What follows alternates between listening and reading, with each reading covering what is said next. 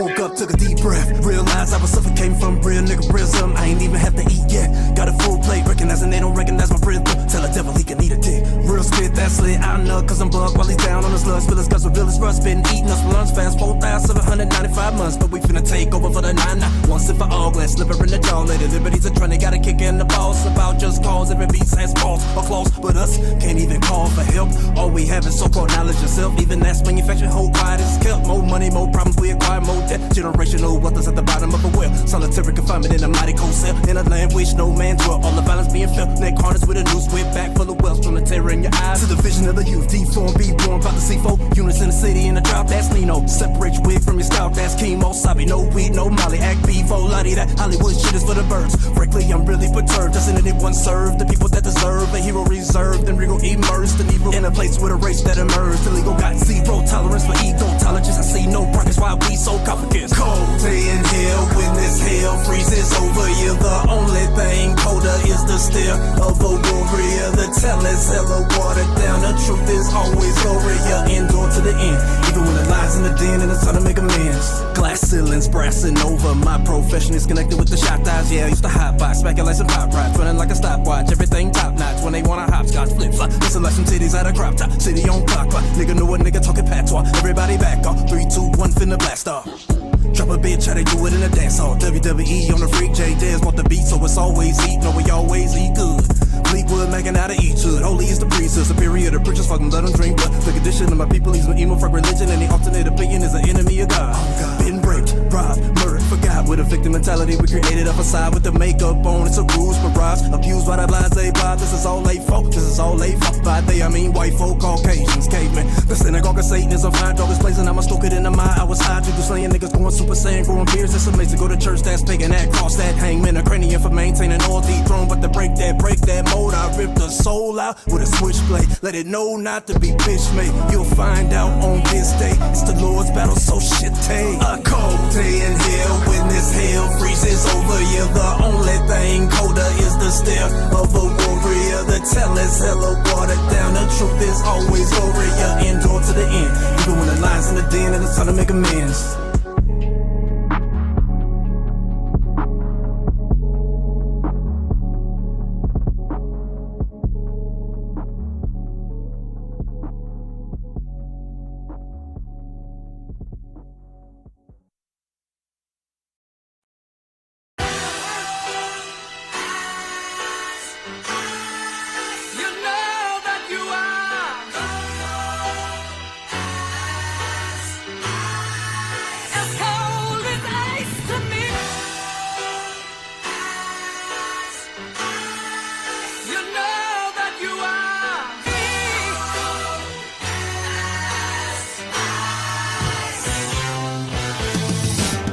Take a second, we reflecting with the light, but this the life, I fucking love it. Wouldn't trade it to be white, nah that's alright. I got the right at birth, the devil's redefining worth.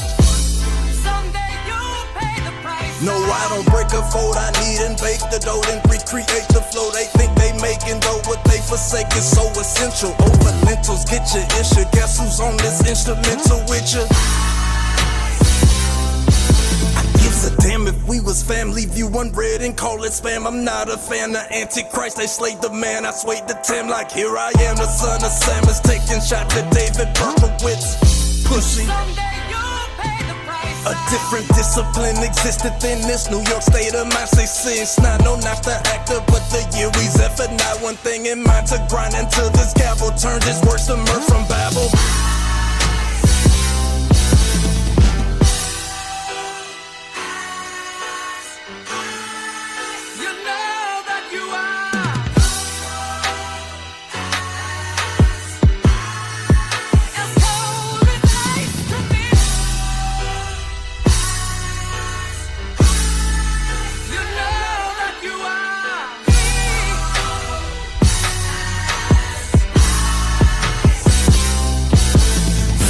Since 69, I follow protocol. This kingdom built on God bones, so I can't love Esau, and I can't fuck with y'all. I ain't gotta say it twice, you vouching for the enemy, but someday you'll pay the price. look, My father ain't have a father cause of dope, I'm anti-politics. Cause Christ died from a vote. How the richest nation locked the homeless up for being cold. How ironic they relating smoking weed to getting stoned. You trim your ways and seek they love. I'ma bring this sword back wet with a vesta dipped in blood. Niggas giving up when they don't even give enough. Going nowhere fast, niggas always in a rush. I give them love cause my brothers lost. Christians eating, watch they brothers starve. No way I can serve another God. I give my love cause my brothers lost. Christians eating, watch they brothers starve. I can't serve another God. Cold-blooded. You know that you are as cold as ice to me. You know that you are.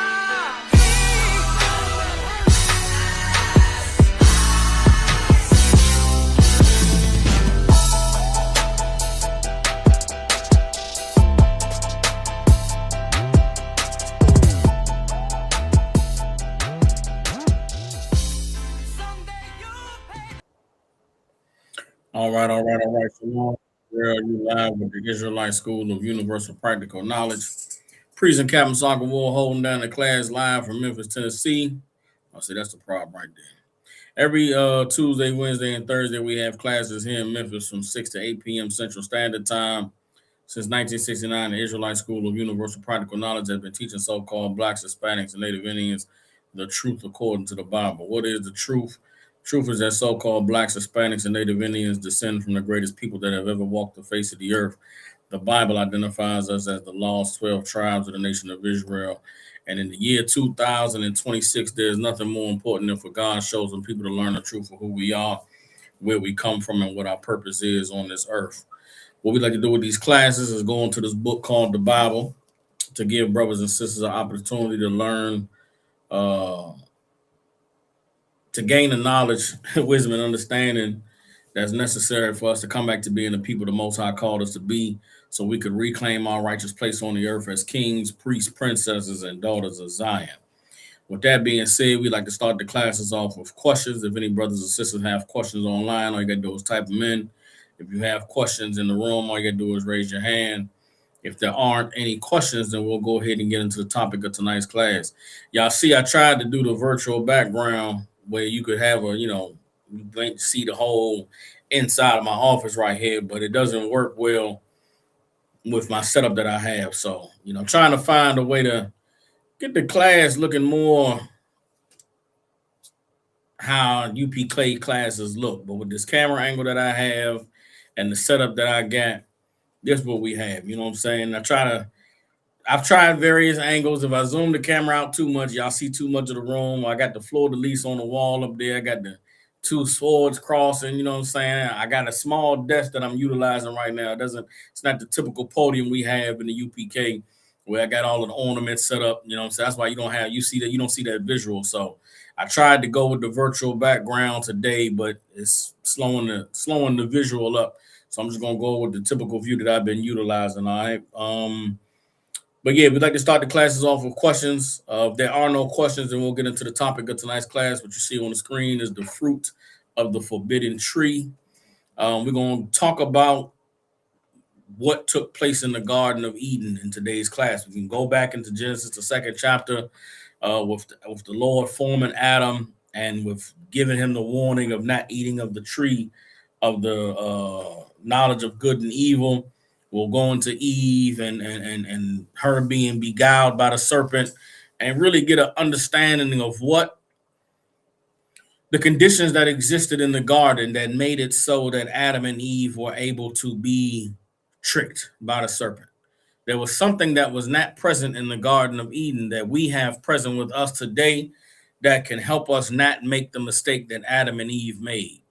And when you understand what we're going to break down in class today concerning what was not present in the Garden of Eden with Adam and Eve, you'll understand a little bit of why the Bible stresses the importance of a thing that we all have today that helps us to obey the Most High and to keep the law, statutes, and commandments. You understand? So I don't see any questions. We'll go ahead and get into that topic of tonight's class. So again, if you're taking notes like you should be with these classes, you want to title this "The Fruit of the Forbidden Tree." All right.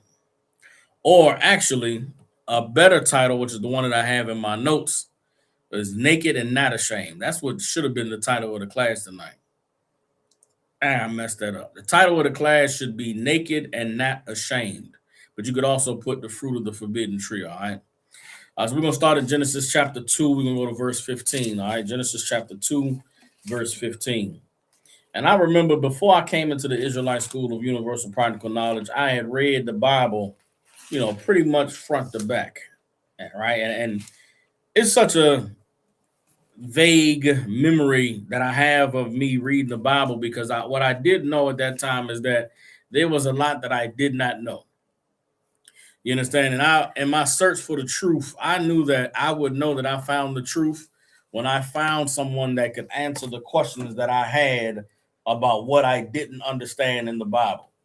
And one of the first questions that I had when I read the Bible all those years ago as a young man was here in the book of Genesis. It was in Genesis, I believe, the 4th or 5th chapter with Cain and Abel. And my question that I had was, if Adam and Eve were the first two people on earth, how did Cain go to a city that was already named Nod and find him a wife? And I remember when I was searching for the truth, when I was in the Christian church, I asked that question. Nobody had an answer. When I went into the Muslim mosque and I asked that question, nobody had an answer. When I started studying, Egyptology and all these metaphysical religions and all these different belief systems that were out there, I would ask everybody about Adam and Eve and Cain finding a city that was named already and getting a wife, and no one could answer it. It wasn't until I came into the Israelite School of Universal Practical Knowledge under commanding General Yohana. I sat in the school down there in D.C., and General Katham was teaching the class. And I asked a question about Adam and Eve and the city of Nod, and General Katham gave me the breakdown on Adam and Eve and how they were not the first two people on the planet Earth. And that answer that General Katham gave me in class that day let me know that this was the place where I was going to learn the truth about the Bible, where I was going to learn the truth about God. And I thank the Most High for that question and for the answer that General Katham was able to give me, because I have known that this was the home of the truth since then. And it's topics like the one that we're going to cover tonight, topics like the one we went through yesterday with the baptized by fire. You're only going to get that knowledge and understanding in the Israelite School of Universal Practical Knowledge. You're not going to be able to understand the scriptures and get the insight of how to apply this to your life outside of the ISUPK. You understand? And it's because the Holy Spirit dwells here. You understand? Learning that this is the truth that you need to learn in order to gain the Holy Spirit. This is the truth that you need to learn in order to understand the Bible and to unlock the meaning of salvation and of obedience and of righteousness. Outside of the knowledge, you understand, of the truth, you cannot obtain the knowledge and the understanding of any of those other things that are very vital to living a life that is pleasing to the Most High. Everybody understands. And so this breakdown tonight is one that comes from this knowledge and wisdom that the Lord has given us under commanding General Yohana and the ISUPK. All right, so this is again Genesis. We're going to start at Genesis chapter 2 and verse 15. All right. So this is Genesis 2 and 15. It says, "And the Most High power," you see the word Lord God there. If you read it in Hebrew, that word Lord is the Most High's name. That word God is Elohim. You understand? It's the Most High power. Yahweh Elohim is the Most High our God, or Yahweh Elohim, or Yahweh Allah.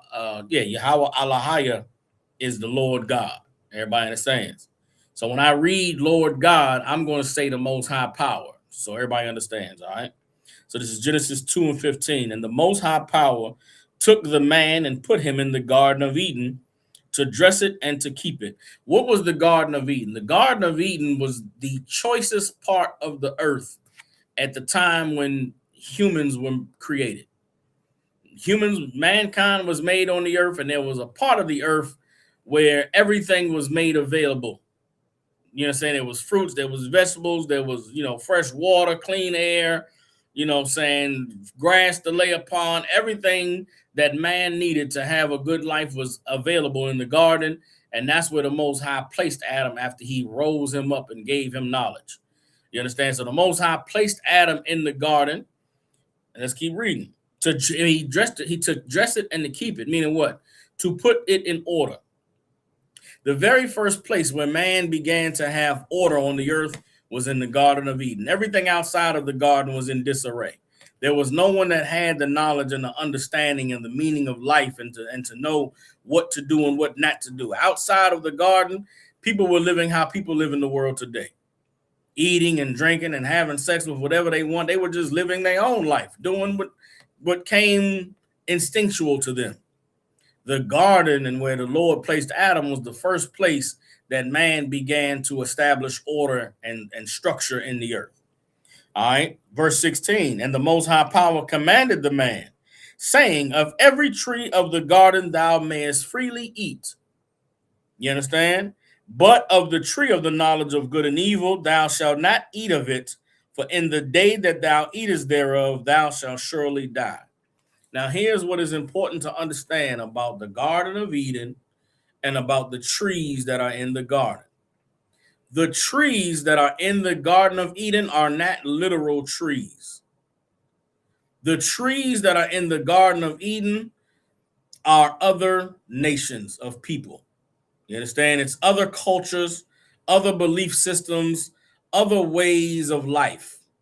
These are the trees that are in the Garden of Eden. So the Lord said to Adam, man, you could go and take of the fruit of all of these trees, meaning what? You can go and learn and expand your knowledge and your understanding of the world. You can go and dive into all of these things that are here in the garden, except for the knowledge of the tree of good and evil. There was one thing that the Lord forbid Adam from learning. There was one limitation that the Lord placed in the garden, and it was for Adam to learn what could be learned from this tree. You understand? And this tree, again, is it's not a literal tree. It's a culture, a way of life. It's the fruit is it's learning and understanding. It's knowledge. It's mental. You understand? So Adam is in the Garden of Eden, and the Lord put him there to establish order. But also in this garden, there are other people who are living their lives, and they don't have the knowledge that Adam has. They don't have the understanding that Adam has. And the Lord said, I want you to put this place in order. I want you to be the one that instructs everybody on what's right and what's wrong in this place.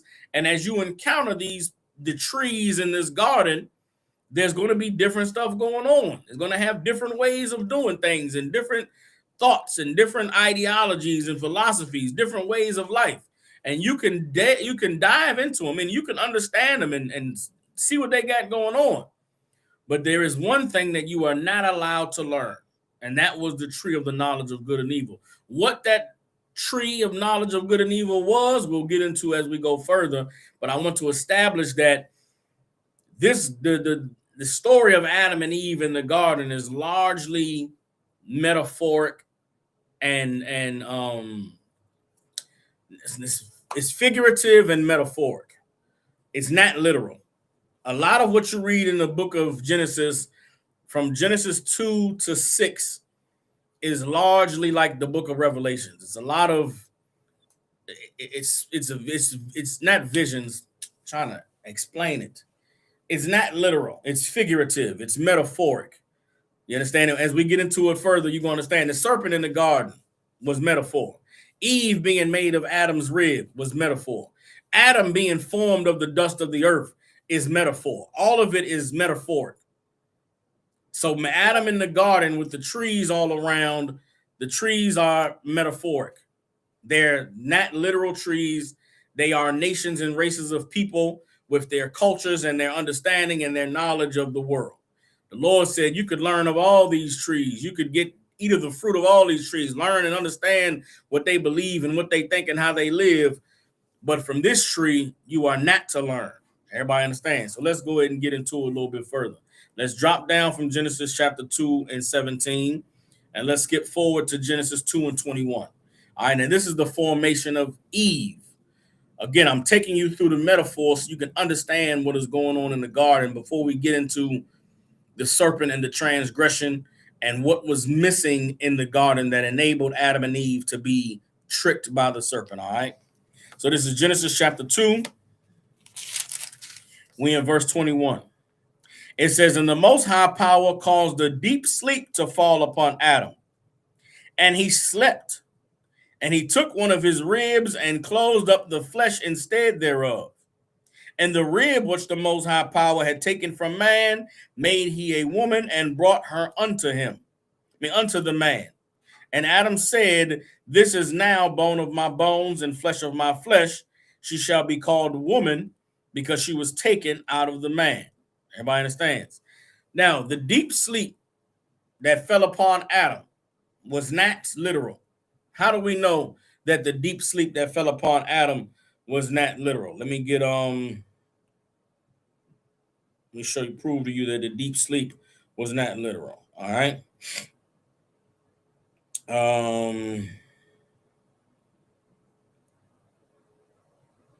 Hold up. Let's get Isaiah chapter 29, verse 10.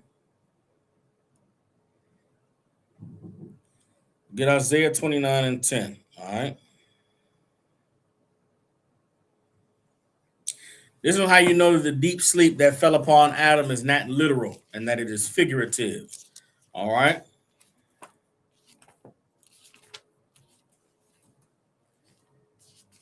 Isaiah chapter 29, verse 10.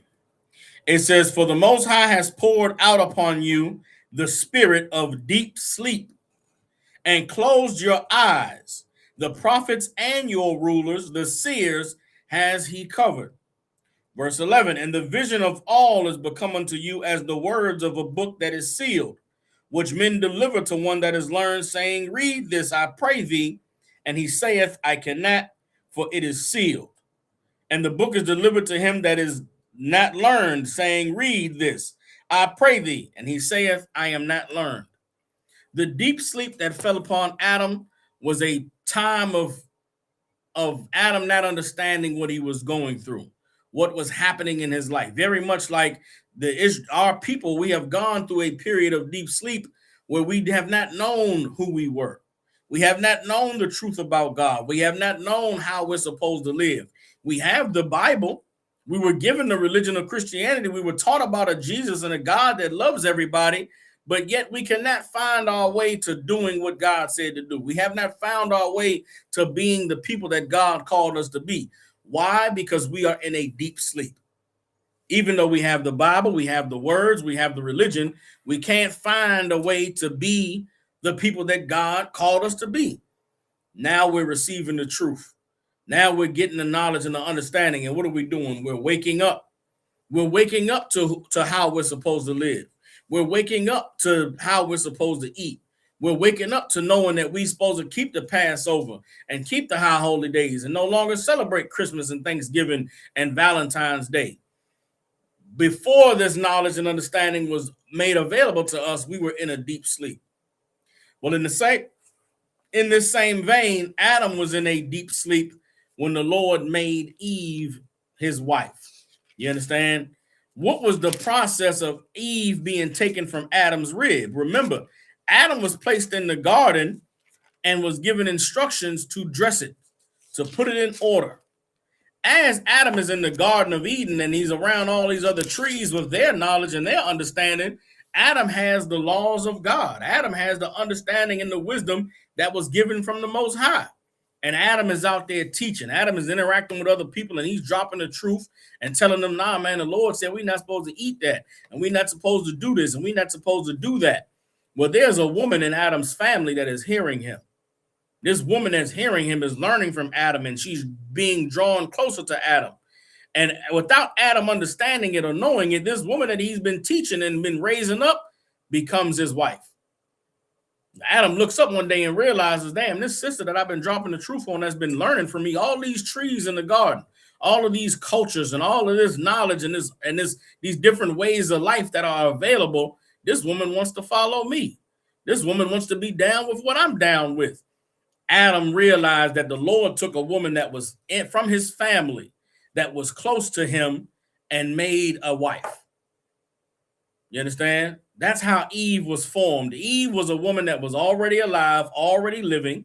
She was in the garden amongst all the other trees and all the other knowledge and the other cultures, but she was drawn to what Adam was teaching. She was drawn to how Adam was living. And as she got drawn to Adam, Adam realized this woman he had been teaching and dropping the truth on was made to be his wife. And that's why when he made her his wife, Adam said, this is back in Genesis chapter 2, verse 23. And Adam said, this is now bone of my bones and flesh of my flesh, and she shall be called woman because she was taken out of man. It was not literal. God didn't put a man to sleep and perform surgery and take a bone out of his side and then build a woman from the bone. That's silly. That's nonsense. That's fairy tale. The Bible is speaking in figurative, metaphoric language, describing the process of a man gaining a wife from a woman that he was just teaching the truth to. From a woman who was drawn close to him, that knew him, you understand, from way back. And he woke up one day and realized, damn, I should make this woman my wife. This is the woman that the Lord sent to be with me. Everybody understands. So that's how Eve became Adam's wife. He was dropping the truth on her. He was teaching her. And she was drawn so close that it was right that, man, I'm gonna make her my wife. And that's how they became joined together. Everybody understands. All right. So let's drop that. Let's go back to let's keep reading in Genesis chapter 2. What did Adam say furthermore? This is Genesis chapter 2 and 24. Therefore shall a man leave his father and mother, and they shall cleave unto his wife, and they shall be one flesh. So Adam made Eve his wife, and now they became a family. This is his family now. Whoever Adam was joined to before, the family he had in the world, they were not following him. They were not obeying the Lord and doing the things that Adam was doing. Eve was. And that is why Adam saw fit to make her his wife. And he said, man, you know what I'm saying? For this cause shall a man leave his mother and father and cleave unto his wife. Everybody understand? Now, here's the important part. Here's the important part for us to understand. Verse 25, it says, and they both were naked, the man and his wife, and were not ashamed. You understand? Adam and Eve, when they became husband and wife, when they were joined together, both having the knowledge of the truth and obeying the Lord and having the culture and the righteousness that was given to Adam from God, they were naked, but they were not ashamed. Naked in this context is not literal. It's not they were butt naked. But they were not like anyone else in the garden. They were not covered with the leaves of the other trees in the garden. And not being covered with the leaves like all the other trees in the garden made Adam and Eve stand out. It made them different from everybody. What's the word that we use? What's the biblical word for being different from everybody? The Most High called the children of Israel to be different from everybody. Deuteronomy 7:6, the Lord said he called us to be a holy people unto himself. When the Bible says in Genesis 2 and 25 that Adam and Eve were naked and were not ashamed, the Bible is saying they were holy and they were not ashamed of it. They were proud of their culture and of their identity, being the children, being the man and woman in the garden that was obeying God. They were set apart. Good word, Officer Matabar. They understood that we not like these other trees. We don't live how they live. We don't do the things that they do. We are holy unto the Most High. We obey him, and they were not ashamed of it. They were not ashamed of being different. They were not ashamed of not eating shrimp and pork and crab. They were not ashamed of, being married to one another, even though they came from the same family. They were not ashamed of not mixing themselves among the other people and doing the things that other people did and living the way that other people lived. They were holy, and they did not feel no type of way about it. Everybody understand?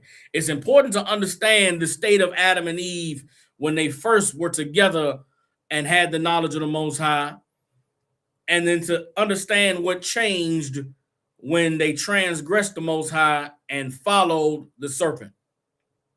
So Adam and Eve, having the knowledge of the Most High, together, united, married, they were naked and were not ashamed.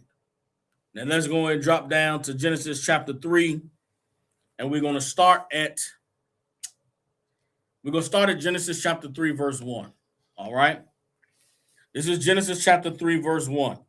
It says, now the serpent was more subtle than any beast of the field, which the Most High Power had made. What does it mean he was more subtle? Meaning you could not see, okay, the other trees that's in the garden, right? These other nations, these other people in their cultures. These other people and these other trees in the garden were not ashamed of their culture. The way that you see the East Indians are not ashamed of their culture today. Yeah, they have a god with the elephant with all the arms, and they put that red dot on their head, and their men grow their beards and grow their dreadlocks. There's no shame in their culture. Those Arabs over there, they believe in that Allah and that bowing down to a rock. They wear those long dresses. Even they come to America, still wear the long dress. They are not ashamed of their culture. The Chinese with their Buddha and their God they bow down to, and the little cat in the damn store that's sitting right there by the front that they put a fruit in front of. They are not ashamed of their culture and of their gods. The serpent was not like the other trees that were in the garden. He wasn't like the other people in the garden. The serpent had a culture that was hidden. The serpent had a way of life that he did not expose to everybody.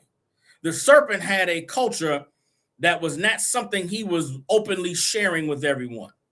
It was something that he hid away, which is why the Bible says he was the most subtle beast of all that the Lord had made. This serpent was sneaky in a way that none of the other beasts that the Lord made were sneaky. Also, that word beast is talking about, okay, let me show you that the beasts of the earth are other nations. The Bible talks about the beasts of the field. There's a context where it's speaking about animals, and there's another context where it's speaking about people. Because the book of Genesis is largely metaphoric in the beginning, this beast of the field is in relation to other nations. Let me prove that to you right here. That the serpent being the most subtle of all the beasts of the field was the serpent being most subtle of all the nations that God created, of all the people that God created. All right. Let's get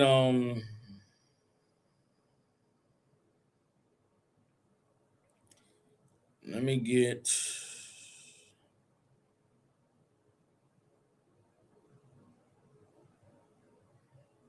okay. Hold on. Hold on.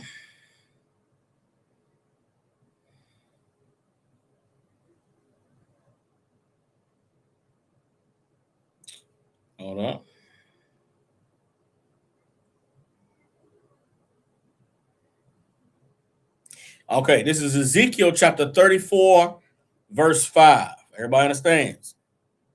It's Ezekiel 34 and 5, and this is the scripture that proves that the beasts of the field is talking about other nations. All right. Hold on.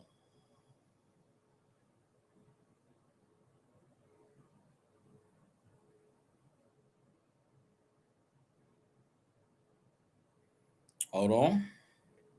Okay, here we go. So hold on. Let's Ezekiel 34.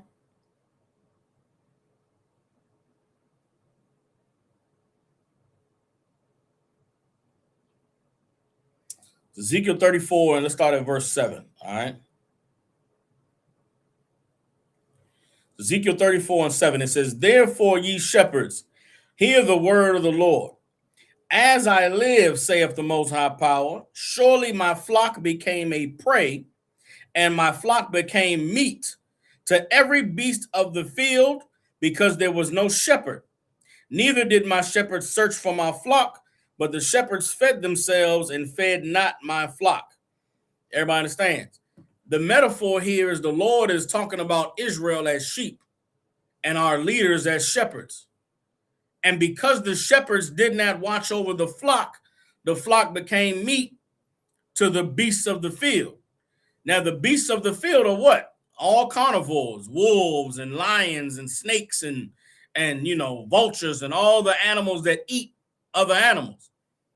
But if the children of Israel are sheep in this metaphor, the beasts of the field are the other nations. And that's what the Lord is talking about here in Ezekiel 34. There's plenty of other examples of the Lord describing Israel as sheep and describing our enemies as beasts of the field. That is what is happening in Genesis, the 3rd chapter. The serpent being the most subtle of all the beasts of the field, meaning he's the most sneaky of all the other people that are on the earth.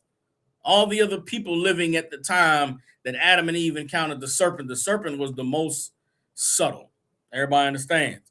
Now that we got that, let's go back to Genesis chapter 3. We're gonna go now to verse 2. Let me read verse 1 again. So Genesis 3:1. Now the serpent was the most subtle than any beast of the field which the Lord God had made. And he said unto the woman, Yea, has the Most High said, Ye shall not eat of every tree of the garden? And the woman said unto the serpent, We may eat of the fruit of the trees of the garden, but of the fruit of the tree which is in the midst of the garden, the Most High has said, Ye shall not touch it, you shall not eat of it, neither shall ye touch it, lest ye die. And the serpent said unto the woman, Ye shall not surely die. For the Most High does know that in the day ye eat thereof, then your eyes shall be opened, and you shall be as gods, knowing good and evil. You understand? Now, there's a couple things that you need to understand about all the trees in the garden that Adam and Eve had access to. These are the trees in the garden. They in the garden like everything else is in the garden. And the Most High put Adam in the garden because the Most High wanted Adam to partake of all the things that were good for man to partake in on the earth. Meaning what? He wanted Adam to have all the experiences and to be able to partake in all the things that make life enjoyable. Part of that is interacting with other cultures. Part of that is interacting with other people and learning and understanding and gaining a respect from one another. These other nations that were in the garden, these other trees, the Lord said, man, you could learn, you could understand what they do and how they live and interact with them, and it's not a problem, except for that tree that's in the middle of the garden. That tree that's in the middle of the garden is the one that you cannot learn from. It's the one that you cannot interact with. Why? Because the tree that was in the middle of the garden was prominent. You understand? It was the influential tree in the garden. It was the one that stood out more than everyone else. And that's why the Lord warned Adam against it, because what exists in this prominent tree that is in the middle of the garden that stands out more than all the other trees is the thing that I don't want you to become. It's what I don't want you to learn of. And it's very similar to how we exist in this world today, where there's other trees and other cultures and other nations and other people living their life. But there's one culture that is being forced on everyone else. There's one way of life that's being pushed to the four corners of the earth. And that is the ways of our oppressor in this world today. You understand? The Chinese never went out and conquered and murdered in the name of Buddha. You understand? They didn't have to make everybody become Buddhites and worship the Buddha religion.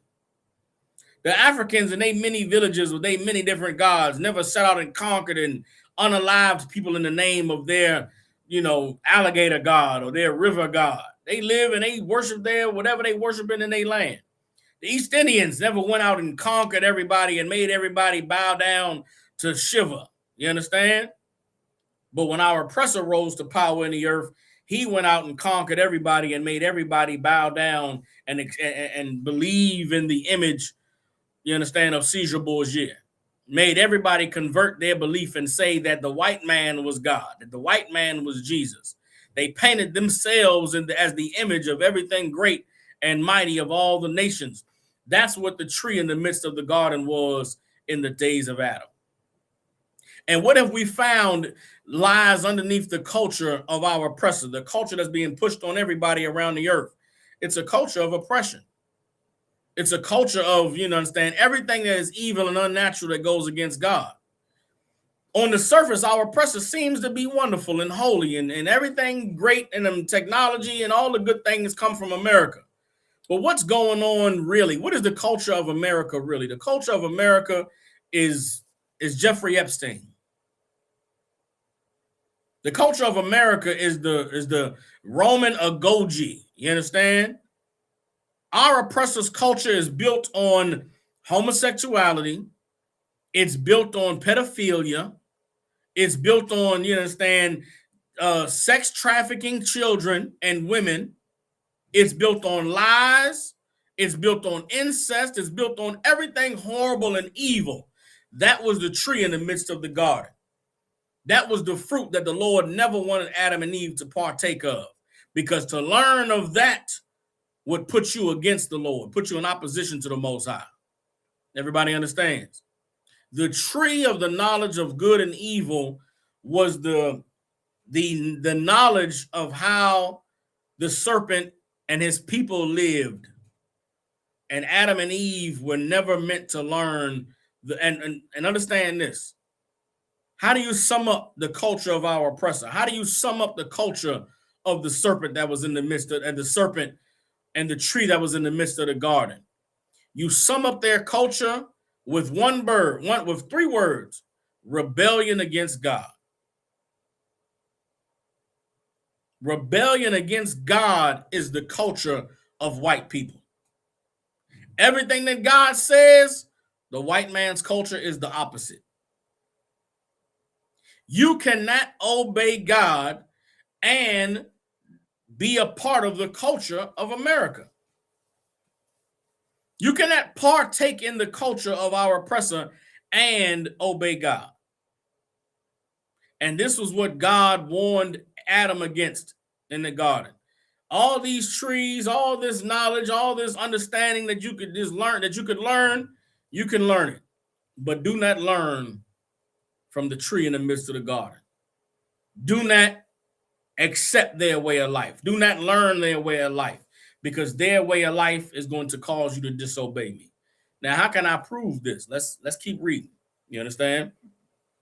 So this is Genesis chapter 3, verse 6. And when the woman saw that the tree was good for food, and that it was pleasant to the eyes, and a tree to be desired to make one wise, she took of the fruit thereof and did eat. What did Eve do? Eve listened to the serpent. And Eve looked at the tree and saw that they were living beautifully. Oh man, they had, wealth and power, and they looked like they were having a good time, having parties, and just it seemed on the outside like it was just such a wonderful place.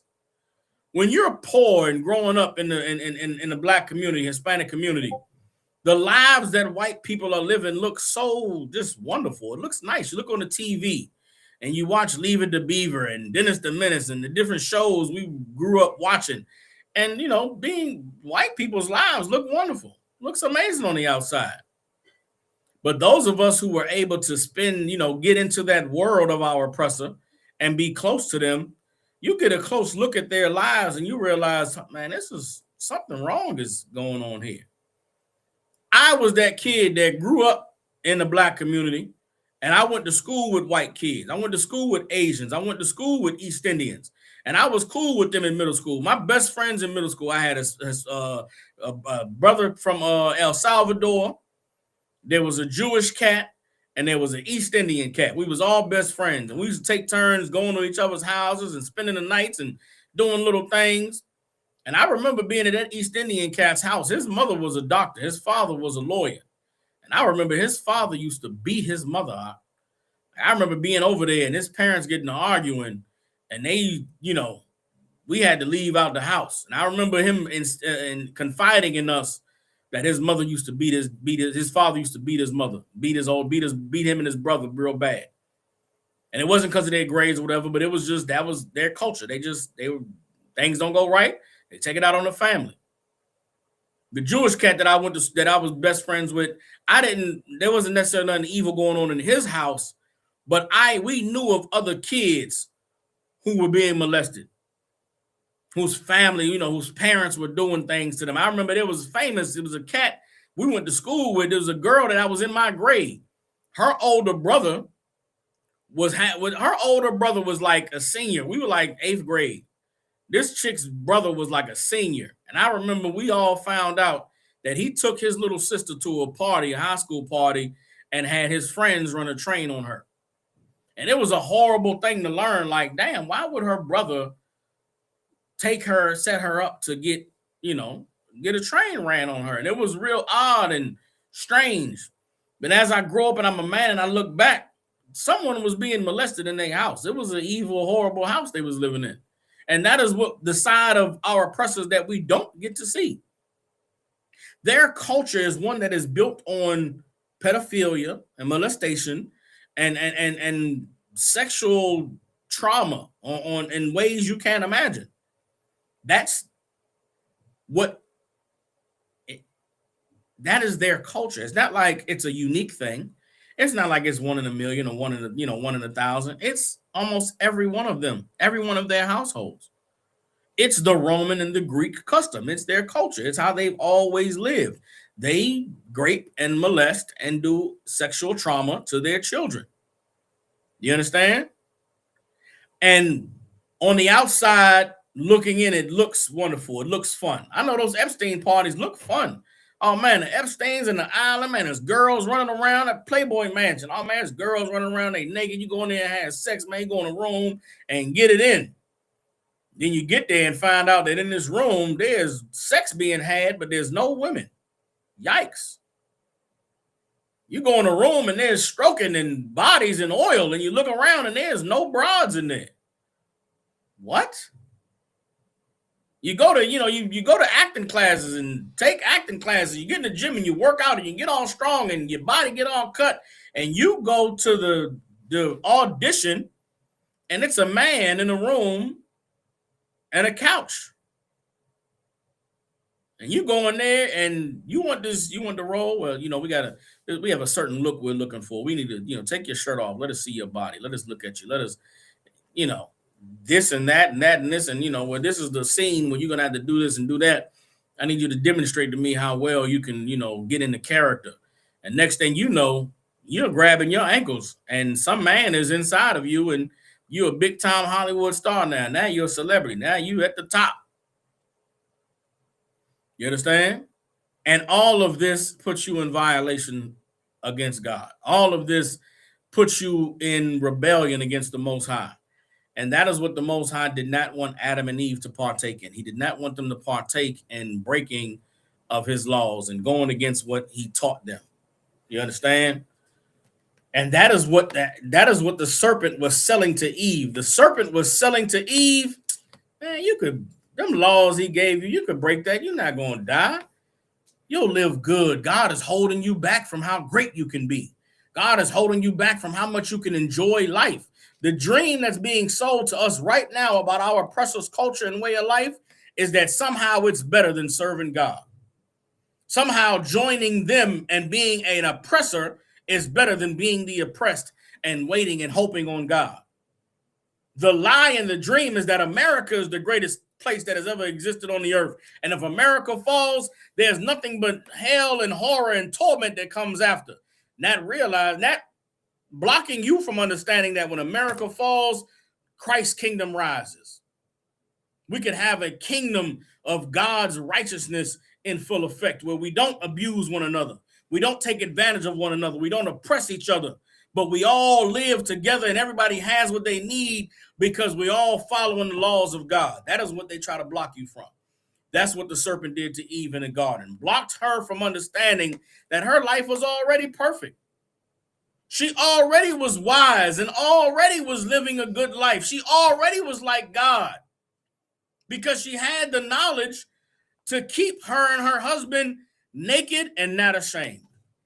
Eve got tricked out of righteousness, got tricked out of being holy, and she got tricked into being a part of the tree of the knowledge of good and evil. She got tricked into being a part of the culture that was in rebellion against God. Now let's keep reading. I'm going to prove everything I'm saying. All right. So Eve looked at the tree and considered what the serpent said and said, yeah, man, they look like they having fun. They living a good life. I want to partake. And she joined in the culture. She learned of the culture and the way of life of the serpent and the tree that was in the midst of the garden. And she came and told Adam and got Adam to join her in eating the things that were unlawful. You understand? And who getting high and smoking drugs and being intoxicated and, you understand, doing things that God had told them never to do. And as they are living this life and joining the culture and the people, learning of the ways of the tree that was in the midst of the garden, this is what happened. This is let's read Genesis chapter 3, verse 6. And when the woman saw that the tree was good for food and that it was pleasant to the eyes and a tree to be desired to make one wise, she took of the fruit thereof and did eat. Her eating of the fruit of the tree of the knowledge of good and evil is not physical. It's not biting into an apple. It's not, eating a pomegranate. It's gaining, it's food for thought. It's learning and understanding this culture and this way of life, and then saying to yourself, that's not so bad. I could see myself living that way. I could see myself doing that. I could see myself eating these things and celebrating these holidays. Yeah, I could break away from what we used to do because this way seems better. This way seems more wise. That was the fruit that Eve ate of. She learned of that culture and that way of life and said, hey, man, I think this is better than what we've been doing. And she came and told Adam, baby, I want you to join me in on something, man. I've discovered something that is the key to life. It's unlocked a pleasure that I've never understood before. It's unlocked a joy that I never experienced. And she got Adam to join her. Adam joined in the thing that Eve had gotten herself into, becoming a part of partaking of the fruit of the tree that was in the midst of the garden, joining in the culture and the way of life of the people of the serpent. And here's what the result was. Verse 7, and the eyes of them both were opened, and they knew that they were naked. Now, because they joined the culture of the serpent, because they learned of the way of life of the tree that was in the midst of the garden, they looked around and realized, damn, we naked. And this naked made them ashamed. This naked was no longer them being holy. This naked was now them being like everybody else. And they realized, damn, we don't have anything to cover us. We don't have anything to hide our shame. We don't have anything to make us feel confident and comfortable that the way we're living is the right way. You understand? Adam and Eve went from being holy, naked, and unashamed to now having joined the serpent and their evil and being naked and ashamed. And in their nakedness and in that shame, what was the first thing that they sought to do? Keep reading in Genesis chapter 3. Now we're at the end of verse 7. And they sewed fig leaves together and made themselves aprons. You understand? They took leaves from the trees that were in the garden and tried to cover themselves. They tried to put on somebody else's culture. They tried to hide themselves among the other nations and blend in with everybody else doing what they were doing, rather than stand out like they were before. You understand? What Adam and Eve did, well, I'm going to keep reading. There was something missing in the garden that Adam and Eve did not have, that they gained after joining themselves in the culture of the fruit of in the culture of the tree that was in the midst of the garden. There's something that became real to them that was not real to them before when they joined in the culture and partook of the fruit of the tree that they were warned not to partake of. And we're going to read it in this next verse. This is Genesis chapter 3, verse 8. And they heard the voice of the Lord of the Most High Power walking in the garden in the cool of the day. And Adam and his wife hid themselves from the presence of the Most High amongst the trees of the garden. Adam and Eve hid among the other nations. They tried to blend in with the other people. What does it mean they heard the voice of the Most High Power walking in the garden? Hearing the voice of the Most High Power walking in the garden would be like hearing the truth after you left it. Imagine you in the truth and you leave and you go back into church and you go back into Christianity and, you forget all about this time that you dedicated to serving the Lord and obeying him. And then one day you out shopping and you hear somebody on the street saying, God called us to be his people. We the chosen people of the Lord. We shouldn't be, eating pork and we shouldn't be eating shrimp. You hear that somebody speaking the truth and you like, man, what the? It shocks you. And you don't want to deal with the shame of being covered in this other culture, having turned your back on the righteousness of the Lord and you try to hide from it. That's what happened with Adam and Eve in the garden. You understand? The truth that the Lord had given to Adam, the knowledge that the Lord had given to Adam, it came back, you understand, to Adam and Eve while they were in the garden. While they were in the midst of doing their evil, they heard the word of the Lord. And hearing the word of the Lord reminded them that they had disobeyed, reminded them that they had done something that they were commanded not to do. And they did not want to face it, so they tried to hide. Everybody understands? Again, it's metaphoric. All of this is metaphor. You read it and you think, how the voice of the Lord walking. You understand? It's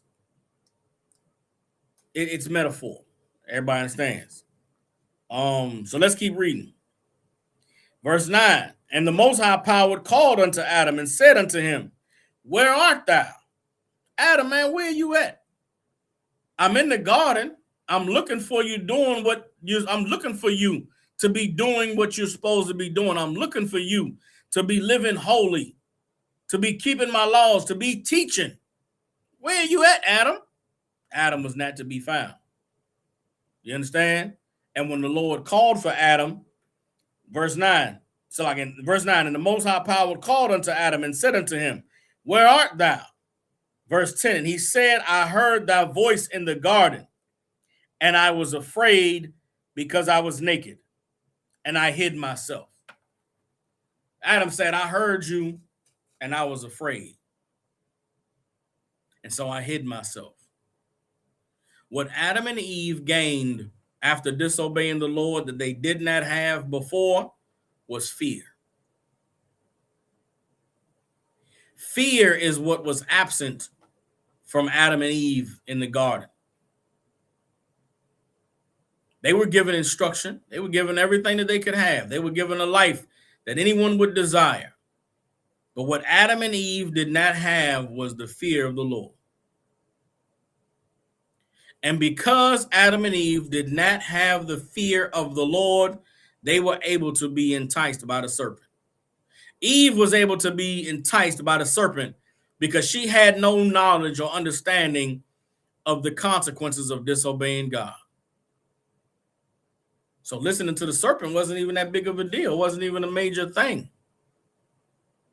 Remember, Adam and Eve were in the garden and were told they could eat of all the fruit that was of the trees of the garden. They could interact and learn and partake in what other people were doing and learn their cultures and customs and understand it and still be able to be themselves. The one thing they were never supposed to do was learn the ways of the white man, was learn the ways of the serpent and how they lived and what they did.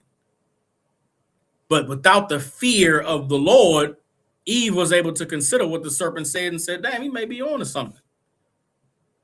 You understand? Why wasn't there a serpent present among any of the other trees? Again, because the other trees were not oppressive. They were not trying to impose themselves on Adam and Eve. They were not trying to fight about whose culture was right and wrong. You look today, we on the streets teaching the truth about the Bible, right? You know who doesn't fight with us about anything that we say? Asians, East Indians. Hell, even Africans don't fight with us. You know who fight with us? Christians and Muslims and Catholics. You want to know why? Because their culture because their belief is rooted in the ways and the culture of the white man, going all the way back in ancient times. That is why they fight and argue with us. You don't have Arab Muslims trying to argue with us about the truth that we teach. They don't care. It's European, not European, but it's Muslims who want to be accepted like Christianity is accepted that will argue with us and will fight with us. It's black people who have been raised Christian their whole life that argue with us and fight with us, because the religion, our oppressor, is an oppressive religion. These other cultures, these people are very happy keeping their culture to themselves. They want to keep their religion to themselves. The white man wants to spread his religion because his religion makes you a slave, because his religion allows him to take advantage of you and to molest your children and to take your wife and run trains on her and to have you as a man get bent over and grab your ankle so that you could get a contract. That is the tree that was in the midst of the garden. And the fruit of that tree was rebellion against God. And the Lord never wanted Adam and Eve to partake of that. You understand? And the serpent did his job in convincing Adam and Eve to go against the Lord and to join in the knowledge of the fruit of knowledge of the tree of good and evil. What Adam and Eve gained from that tree was fear. Because they disobeyed God, now they understood the knowledge of good and evil. The knowledge of good is if you do right, you ain't got nothing to be afraid of. The knowledge of evil is if you do wrong, there's fear of punishment. That fear was not present with Adam and Eve in the garden before they disobeyed the Lord. As soon as they disobeyed the Lord, Adam was afraid. He knew he was naked. Let's keep reading. Genesis chapter 2, verse 11. And he said, who told thee that thou was naked? Hast thou eaten of the tree whereof I commanded thee that thou shouldest not eat? And the man said, the woman whom thou gavest to be with me, she gave me of the tree, and I did eat. And the Lord God said unto the woman, what is this that thou hast done? And the woman said, the serpent beguiled me, and I did eat. So now, in fear, nobody wants to take accountability.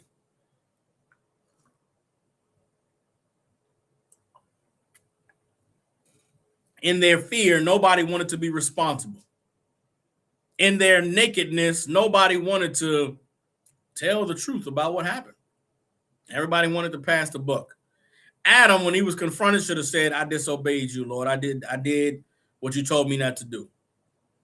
I should have told my woman that it was wrong and I was wrong. Instead, Adam passed the buck to his woman. And the woman said, look, it wasn't me, the serpent beguiled me.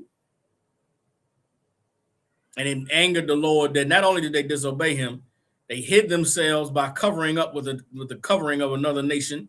And then they blamed the other nation. Real quick, let's go back and show you that the evil that Adam and Eve did in covering themselves with those fig leaves is something that angered the Lord. All right, let's get on Isaiah chapter 30, verse 1. Get Isaiah 30 and 1.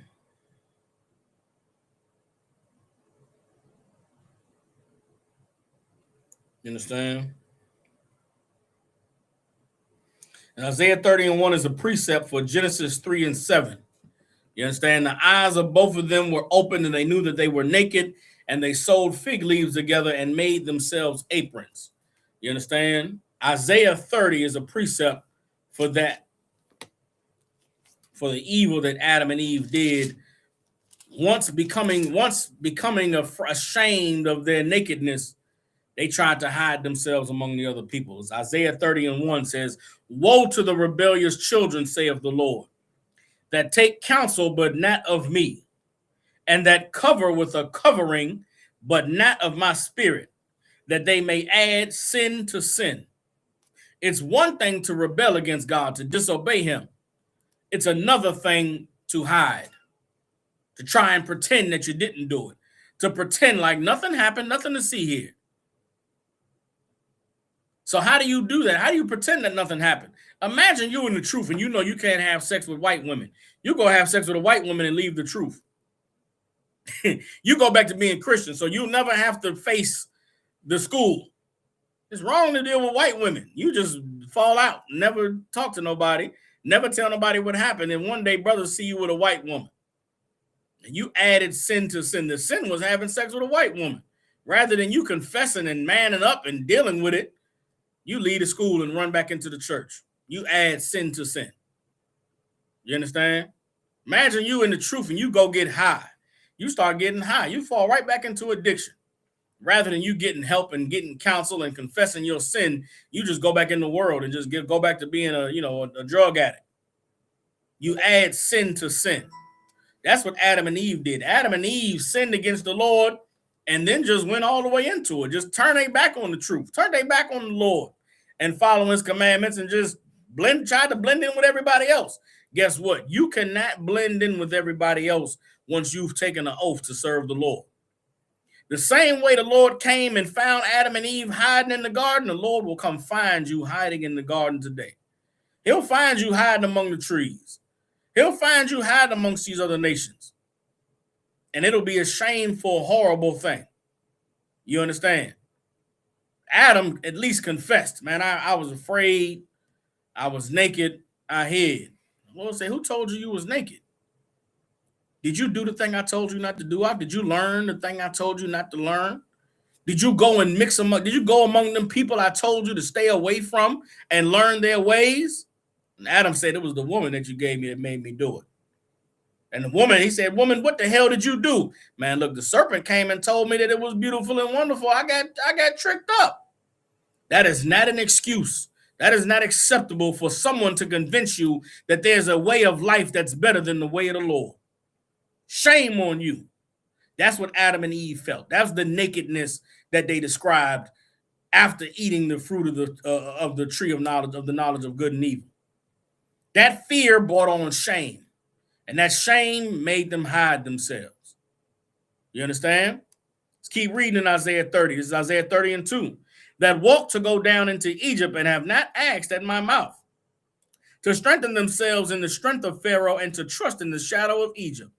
Therefore shall the strength of Pharaoh be your shame and the trust in the shadow of Egypt your confusion. Joining themselves, putting on those fig leaves and covering themselves became the shame of Adam and Eve. Trusting in the strength of the tree in the midst of the garden became their confusion. You understand? And the Lord, when he came for them, they had to get right. You understand? So now, staying in Genesis 3 and 7, we understand now why they sewed the fig leaves together. But what is the difference in the nakedness that Adam and Eve experienced after sinning against the Lord than the nakedness they had before when they were in the truth, when they were doing what the Lord said to do, when they were holy, when they were set apart and naked, they were not ashamed. But now this nakedness, having joined themselves to the tree in the midst of the garden and partaken of the fruit, this shame made them know that they were naked and made them have to cover themselves up. What is the difference between the nakedness of being righteous and the nakedness of joining yourself to the other nations or joining yourself to the culture that is in rebellion against God? Let's get Lamentations chapter 1, verse 6. Let's get the book of Lamentations chapter 1. There is a nakedness that is righteous. In the Israelite school of UPK, we are naked in the sight of these other nations, meaning what? These other nations see our culture, see our way of life, see that everything that we believe in and everything that we do and say goes against all the acceptable norms of all society. But guess what? We are not ashamed. We are not ashamed to be holy. We are not ashamed to wear our fringes on our pants, to wear our headpieces in our garments. We are not ashamed to rock the shield of David. We're not ashamed to greet each other in our native tongue. Even though everybody looks at us funny, everybody says, man, what's going on with them? What they up to? What they got going on? You white people ask you all the time, you Shield of David, Star of David. You say, nah, it's the Shield of David, the Magun Dawadah. They ask you, are you Jewish? You say, nah, I'm an Israelite. Oh, okay, all right. We are not ashamed, even though we are exposed. All the nations see exactly what we are about. We don't have a problem showing it. Everybody understands. This is Salakia. Lamentations 1 and 6. Lamentations is after the book of Jeremiah, written by the prophet Jeremiah during the days of Jerusalem being sieged by the Babylonians. All right, so this is Lamentations chapter 1, verse 6. This is what Adam and Eve experienced in the garden. This is what they went through having sinned against the Lord and turned their back on the culture and the laws that he gave them as they sinned and hid themselves among the other nations. This is Lamentations 1 and 6. It says, and from the daughter of Zion, all her beauty is departed. Her princes are become like harts that find no pasture. A hart is a rabbit. Imagine a rabbit that don't find no safe place. What is that rabbit doing? It's bouncing. It's running around. You understand? And they are gone without strength from before the pursuer. They flee with no strength before any opposition. That's our people today. Our beauty has been tainted. Our strength is gone, and we run from everything. We don't have any leg to stand on. We don't have a solid foundation. You understand? Verse 7, Jerusalem remembered in the days of her affliction, of her miseries, all her pleasant things that she had in the days of old, when her people fell into the hand of the enemy, and none did help her. The adversary saw her and did mock at her Sabbaths. Jerusalem has grievously sinned, therefore is she removed. All that honored her despise her, because they have seen her nakedness. Yea, they sigheth and turneth backward. You understand? The shame, the nakedness that Adam and Eve experienced after joining themselves to the tree in the midst of the garden is the same shame you feel when you go back into the world, when you go back into sinning. Or it's the shame for all of us when we woke up to the truth. The thing you have to fight through to come into the truth is the shame that for so many years you believed a lie. The shame of, damn, I can't believe that I really was a Christian. I really ate pork and shrimp. And some of you really was a homosexual. Some of you really was a lesbian. You really was some of you was selling vagina. You really was out there selling vaginas. You brothers, you really was out there. I'm going to say we was selling vagina, Salakia. We were getting high. We were buying prostitutes. We was homosexuals. We did all the evil things that the world said to do. And then you learn the truth and you look back and you are ashamed that the things you've done. You are ashamed. And how could I ever have believed that that was acceptable?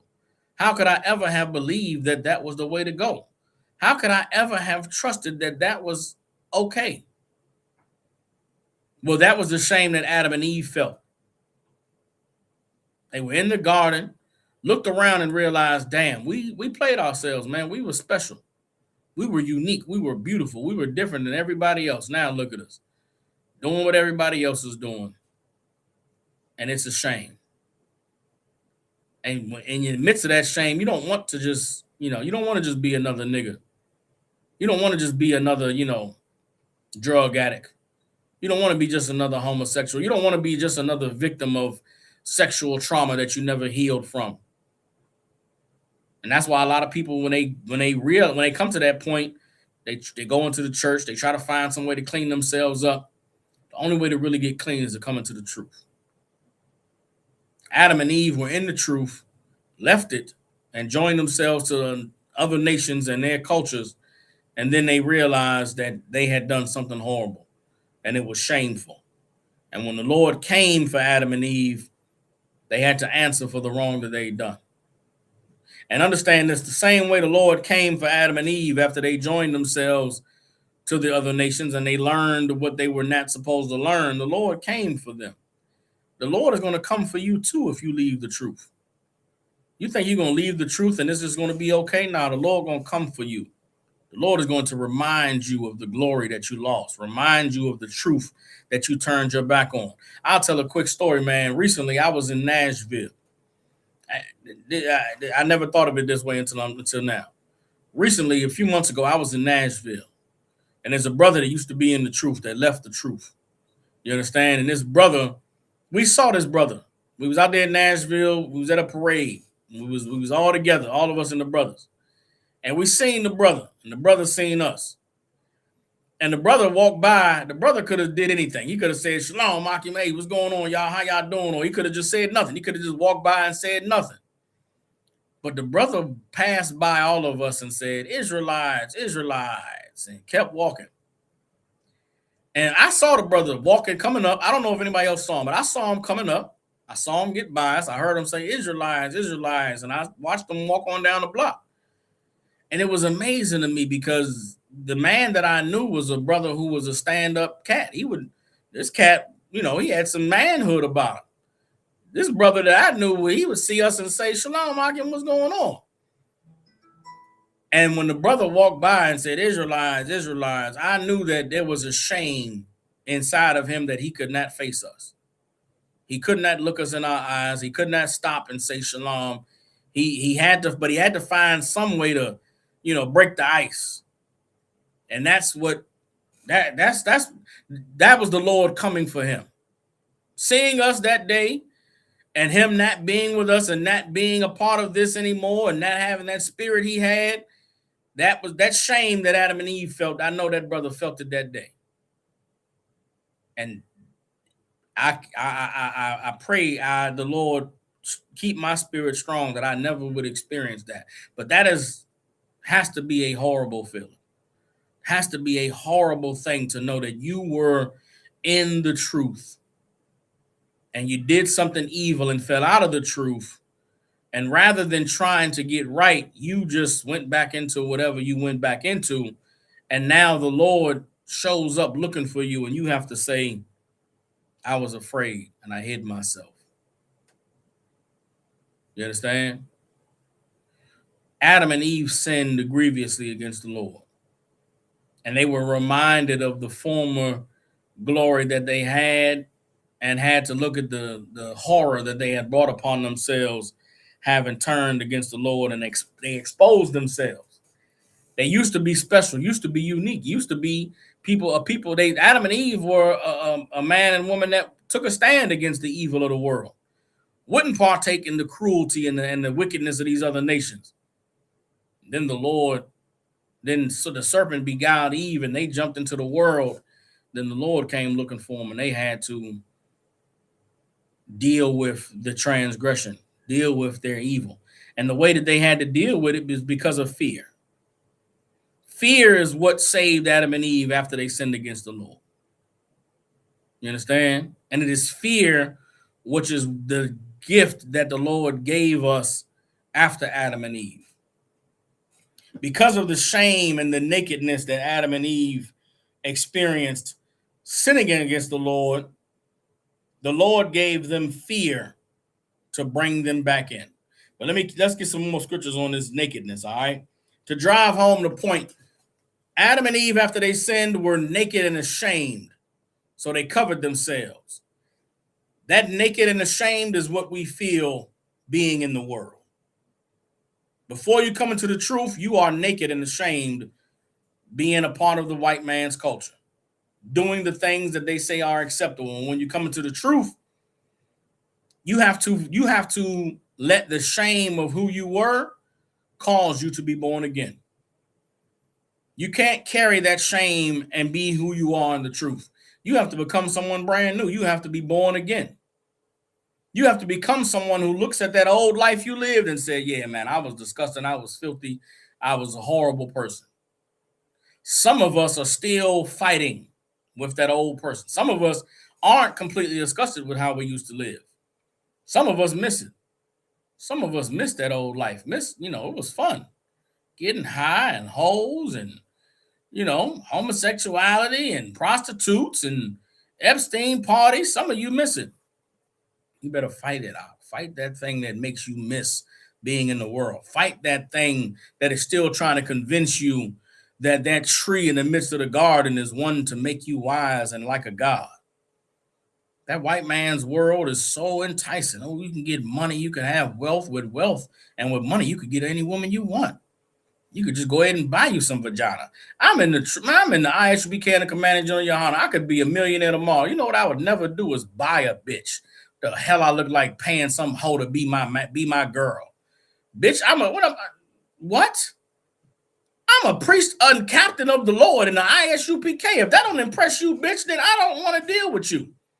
I don't want some hoe that wouldn't deal with me when I was broke and working at FedEx. Why would I get some money and now deal with a bitch that would be okay with me being in the truth and having more than one wife now that I got some money? Some of you want to get money badly so you could go buy some bad bitch. Brother, it might seem like it's wonderful. It is not. I know some of y'all y'all watch them bread popping balloon videos and you be like, damn, they be carrying them cats on there. It is and that. And some of you look at these women on the internet and you be like, yeah, but if I had some money, she'd be on me. Brother, there is no thing in life that is more empty feeling than knowing that a woman is dealing with you for money. I mean, it is a horrible thing. It's one of the things that I remember the most from the world. I've been fat my whole life. I remember being fat and women would not look at me. I always was dressed good, smelled good, always could talk. But I remember being fat and not having money, and bitches looked at me like, nigga, never in a million years. Then I got some money and was the nigga on the VIP on the stage, and the hoes was there. I had my pick of the litter. And I remember just feeling gross and disgusting, feeling empty, like, damn. I mean, is it that simple? Is that really what this world is about? It's just if you got the money, you can have it. That's horrible, empty, gross, and I can't describe it. Some of you never experienced it, and you're naked, and you should not be ashamed. You should not be ashamed of never having experienced that life, because trust me, it is a horrible fucking life. Some of you brothers, you in the truth and you single. You don't have a woman, and you haven't met a woman yet that would hear the truth and would accept it.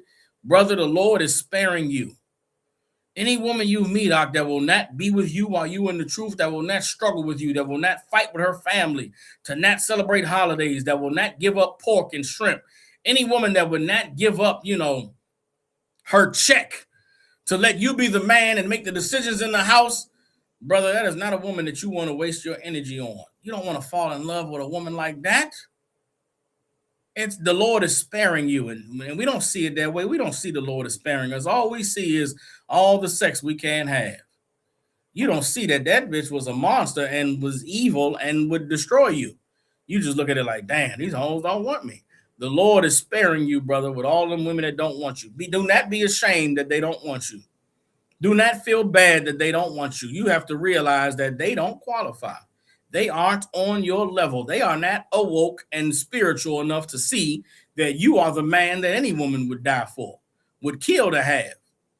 You have to know that you are great, and the people who don't recognize it, it's because they are in a deep sleep. They are blind. There's nothing wrong with you. There's everything wrong with the world.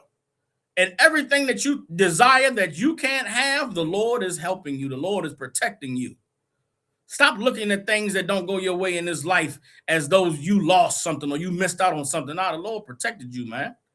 I know she was pretty and she got a good job and educated and she smelled good and all the things you like in a woman. You talked to this woman for 3 months, got to know her. She was good. Everything was wonderful. She wouldn't accept that you already had a wife. She wanted you to, leave your wife to be with her. So you couldn't be with her. And you look at it like, damn, I missed out, man. She was a good woman. No, she was not. That bitch was a monster. And there was something in that woman that the Lord did not want you to have to suffer to be with her. So the Lord made it to not work. Barakatah Yahweh Yahweh Shah. Thank the Most High in Christ for protecting you from that woman. Some of you sisters in here, I know you come in the truth and you want a husband, man. You single and you want a good man and you've been in this truth for years and nobody's courted you. Nobody's asked for you. A couple brothers you may have wanted that didn't work out. I know you might feel like, damn, nobody wants me. And you might feel like, that brother didn't go my way. The Lord spared you because that brother was not going to love you the way that you needed to be loved. I know you looked at that brother and he's amazing and you see he got his other wives, but guess what? He loved those women. He dealt with them right. He would have got you and not cared about you. He would have not been the man that you needed in your life. And you might have got with that man and not been treated the way that you wanted and would have left the truth. Some of you sisters, the Lord is keeping you in the truth by not letting you have a husband. Because you're going to get a husband and think it's supposed to be one way and it's not going to be that way. And because you can't have your way, you're going to leave the marriage and leave the truth. The Lord is sparing some of you women. You need the knowledge of God. You do not need the knowledge of Rod. You understand? Some of you women, you don't need penis in your life because that penis in your life is going to turn you into another person. You need more time to be the woman that God called you to be. Some of you women are married to a man and you think there's a better man out there. No, there's not. That man that you married to, that you argue with and you're not happy with sometimes, guess what? At least the nigga didn't leave you. He's still there. You should be thankful you have a man. You women that have a man and get frustrated and angry with your man, just go online and look at all of the bitches saying, where the good men at? Where the men that are, talk to you and laugh at your jokes? I read horror things on the internet from women just making a post. They think it's just, it's just a safe space. I could just share what I'm feeling. And it's sad. It's, I seen a woman post today on Threads. The broad said, I don't think any man I've ever been with actually liked me or enjoyed my company. I think they just kept me around because it was convenient. And I replied to the woman's comment. I replied to the post, maybe there's nothing there to like. Like, not everybody is cool and fun to be around. Some people are unbearable, but you just deal with them because, they make you feel good. There are women who do not have a man, can't keep a man. Now, there's some niggas that have sex. Another thing I see women talking about on the internet all day is getting their back cracked. It's horrible to read a woman say, I have not had my back cracked in 2 years. It's a lock-in. This is the world. This is the shame that the Lord never wanted Adam and Eve to know of. There are women right now on the internet declaring to the earth, I ain't had my back cracked. I wish there was a man that I knew that wanted me more than just cracking my back, but I really just want my back cracked. Your man who you argue with and fight, guess what? If you just go apologize, if you make that nigga a plate, guess what he'll do? He'll come crack your back. Now, you might argue and fight again in 2 days, but at least he'll come do the cracking. There's women that don't even have a nigga to come do the cracking. Or they give it up to a man and he don't crack it right. He don't crack it good. He don't even crack. Before the cracking even starts, it get a creak and he's done. And now she got to go, wash herself off and then she never hear from him again. God damn.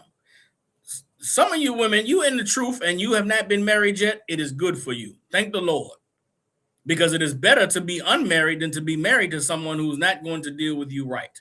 Now, if you're patient, if you learn how to be kind and learn how to be quiet, if you learn how to be a daughter that pleases the Lord, then he'll deliver you a man. You understand? Some of you brothers, there's a lot of sisters that come in here and they learn the truth, but their desires are still carnal. They want the big, tall, strong cat that they see, on the screen all the time, teaching everywhere, and that's cool. They could go have that brother. They could have him. He's got he got 50 wives, and they'll be 51, and they are going to be miserable and play themselves because they thought that being the 51st wife was better than being some brother's first wife, and they'll play themselves and think that, what they think? They think that, well, he just ain't had this vagina yet. I know he got 7 wives, but he gonna get this 8th wife vagina and his life gonna change. He's gonna be with me all day. And then they get with him and he's a wonderful man, an amazing brother. He cracked that back. Good. Deal with him, talk to him, teach him, but then he'll be home in 2 months. And you just got to wait for 2 months before he come back around. And guess what? It'll be like that forever. You chose a man, that good man, gonna crack that back, but he'll see you once every 2 months. You could have chose a brother who would be there every day, but he might not be the cat with the notoriety and the prestige and all of that. Brother, you see a woman that you want and she don't want you and she choose something else, just know the Lord spared you. The Lord helped you out. And listen, I've been in the truth for some time. I used to have a woman that I know for a fact scared other women off. And I used to feel like, damn, I could have had this. Man, she wanted me. I know I could have had her if it wasn't for this woman I got. Every single woman that I've ever felt about in the truth that did not choose me because of the wife that I had, none of those women are in the truth now. None of them. And I'm talking about in my years in the truth, it's been like 6 of them. I know she wanted me. She's watching my classes all the time, chiming in every time it's the event. She's Shalom, Captain. And my rib used to be like, yeah, I know she like you. And I used to be like, man, shut your ass up. She's like, yeah, you go ahead and marry her if you want to. She gonna have to take care of you, do this and that. And I used to be like, well, so what? But you know what I'm saying? None of those women ever put in the request. I never courted them, nothing like that. So to me, it was just, Most High in Christ, right? Sister come in, she get married, Lord be with her. None of those women are in the truth today. Which to me, the Lord spared me. Because why would I have wanted to go through all the things that a man goes through to make a woman his wife and to commit to forever for a bitch to leave for whatever reason? I don't care why you leave a nigga. It ain't valid.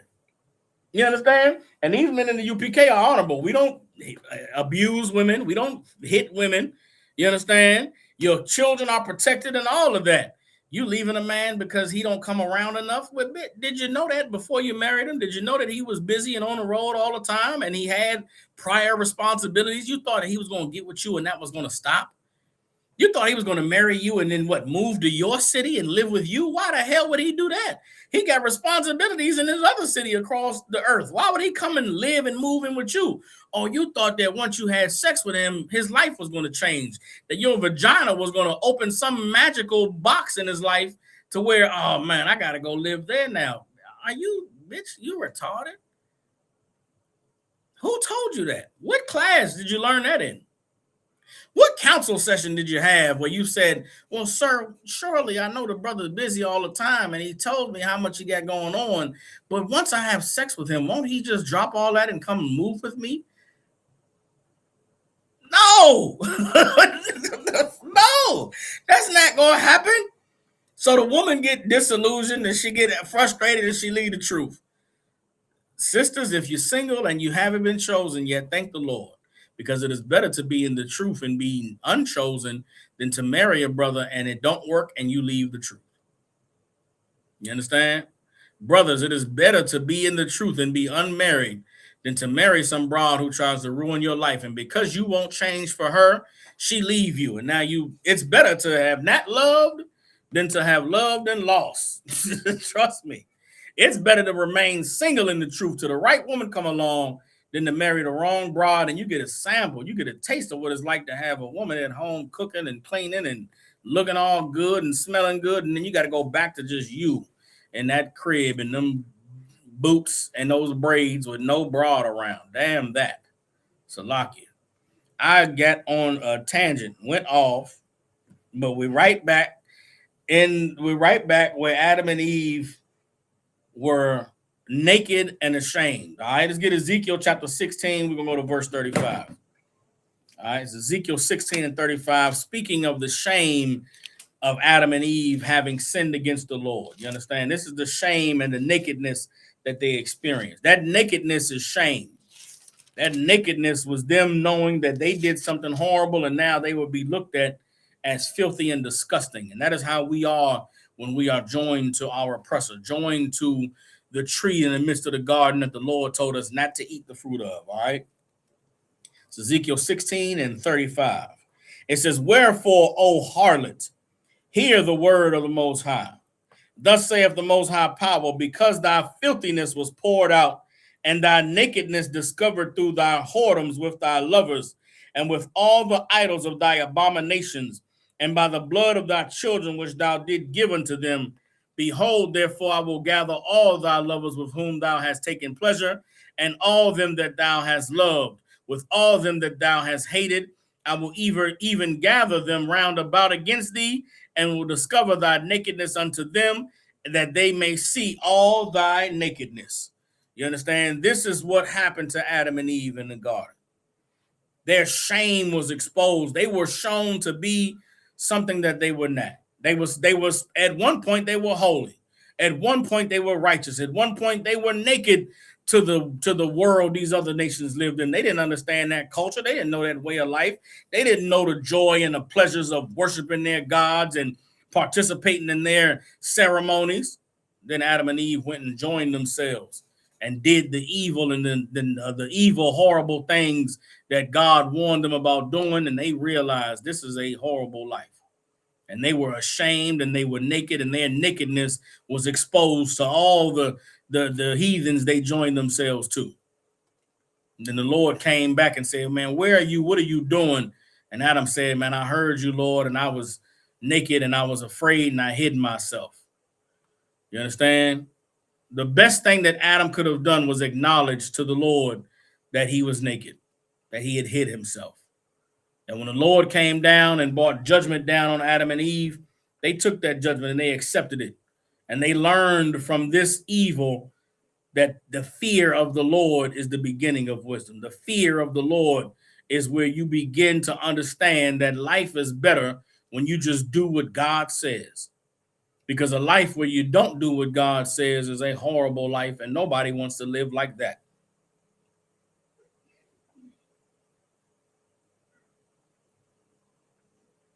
Salakia. Couple more scriptures on this shame. All right, this nakedness. Let's get Ezekiel 23 and 29.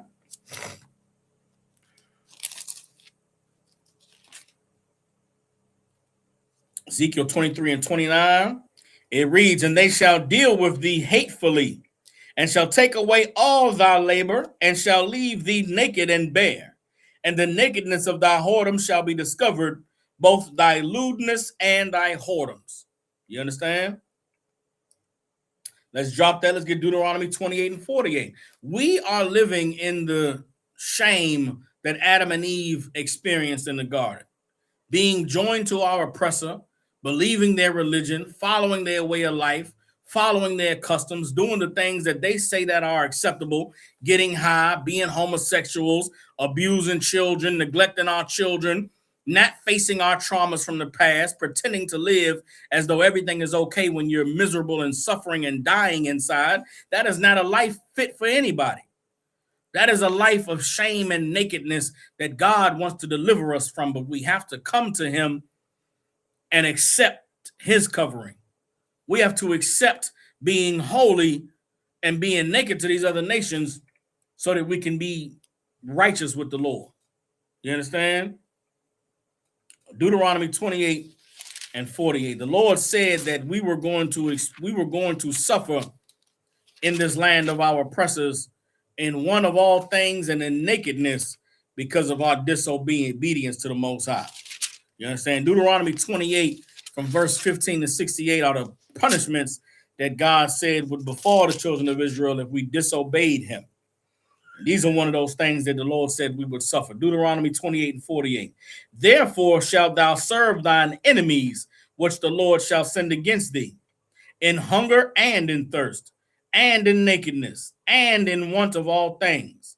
And he shall put a yoke of iron upon thy neck until he has destroyed thee. You understand? That's the condition that blacks, Hispanics, and Native Indians are in today.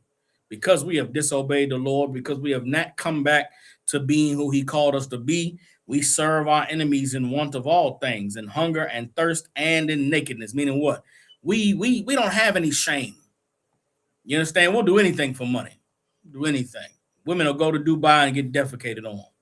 Women will sell their vagina. Men will, Lil Nas X put on a goddamn bikini and dropped down a stripper pole in hell and gave Satan a lap dance so he could have a record contract.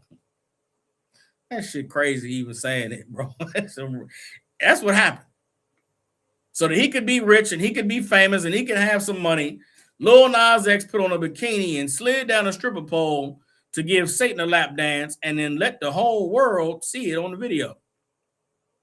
So he can get an award nomination, get a record contract payment. Shame. Being exposed. You understand? Drop that. Let's get Proverbs chapter 1, verse 7. What happens after the shame? What happens after the sin and you are embarrassed and you come back to the Lord? What happened to Adam and Eve after they sinned in the garden? And the Lord came and visited them and they acknowledged that they did evil and did wrong. The Lord gave them a punishment. And with that punishment, they now had the knowledge of good and evil. And they had the knowledge of the consequences that come from disobeying God. You understand? And what coupled with that knowledge was fear of the Lord. Now they knew why they should have just obeyed. They didn't know to be afraid of disobeying the Lord.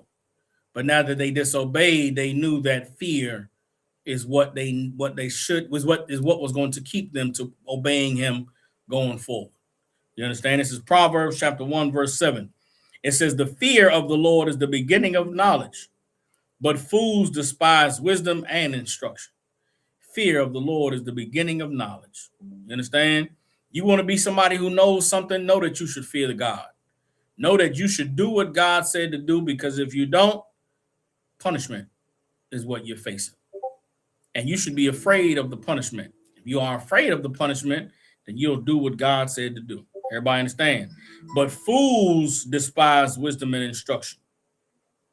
Drop that, get Isaiah chapter 11. Salaki, I get all this buzzing on my computer. Bear with me. Hold up. Salaki, I'm going to turn this off. Come on, bro. Bear with me, y'all. Hold on.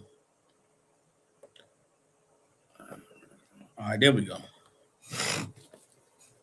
All right. This is Isaiah chapter 11, verse 2. Isaiah chapter 11 and 1. It's Isaiah chapter 11, verse 1. This is a prophecy concerning Christ, the time that we're in now. Isaiah 11 and 1. And there shall come forth a rod out of the stem of Jesse, and a branch shall grow out of his roots. And the Spirit of the Most High shall rest upon him, the Spirit of wisdom and understanding, the Spirit of counsel and might, the Spirit of knowledge and of the fear of the Lord. You come and learn the truth of the Most High. You come and learn the truth about Christ. You're going to learn why you should fear the Lord. And it is that fear of the Lord that is going to propel you to righteousness. It's going to propel you to do everything the Lord said to do. Why? Because if you don't, horror and hell and everything horrible follows it. And that is why the greatest gift that the Most High, in this time we're living in, the greatest gift that we have in the ISUPK and the Commanding General Yohana is the knowledge of the truth, which is what gives you the fear of the Lord. It's what makes brotherhood the number one priority. You understand? It's what makes us do everything the Lord said to do. All of us have lived a life in the world. We know what's out there. It's a horrible place. All of us in the truth, you know what you were delivered from. You know what your life was like before the truth. You know the things you were doing and the things you believed and what you accepted. And to think about going back to that should make you afraid. And that fear is what is going to keep you serving the Lord, because God forbid I go back to what I was in the world. I can't do that. I can't do that. This is all I got. And every one of us have to feel that way, or else you'll go back. You understand? You get Isaiah chapter 33, verse 6. Isaiah 33 and 6.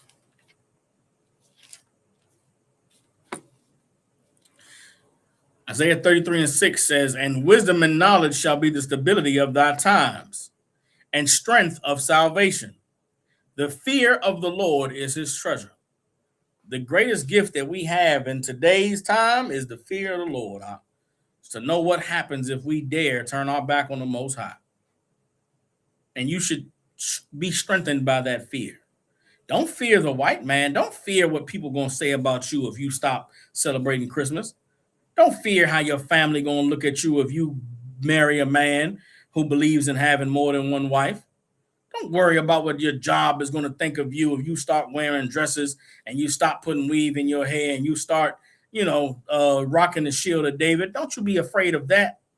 Be afraid of the Lord and what he'll do to you if you don't put on the righteousness, if you don't become holy and stand proudly before these other nations. The Lord, you can't be no secret Israelite. Now, you ain't got to go teaching everybody. You ain't got to go saying the white man the devil at your job, but you better wear your fringes out. You better rock that shield of David, sis. You better put them earrings on and that headpiece, that head covering, and you better glorify being a sister that serves the Lord. Don't be trying to hide it and ashamed of it. Christ said, whoever's ashamed of me in this wicked generation, I'm going to be ashamed before my Father when I come. You better be proud to be in the truth. You better wear your culture like the Arab wear his culture. You better wear your culture like a Christian wears his culture. You better wear your culture like a Buddhist wear their culture. Stand for the Lord and be damned who cares about it or who feels some kind of way. Let's drop that. Let's get 1 John chapter 4, verse 18. 1 John chapter 4, verse 18.